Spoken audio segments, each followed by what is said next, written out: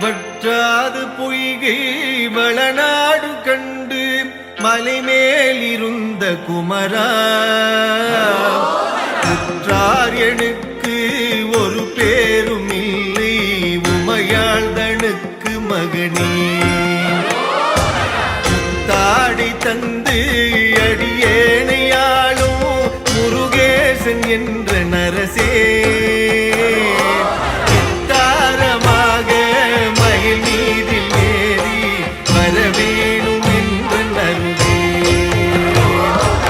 ஆனாலமுண்டோன் மகனாகி வந்து அடியாத மக்க உதவி பாலூரலும்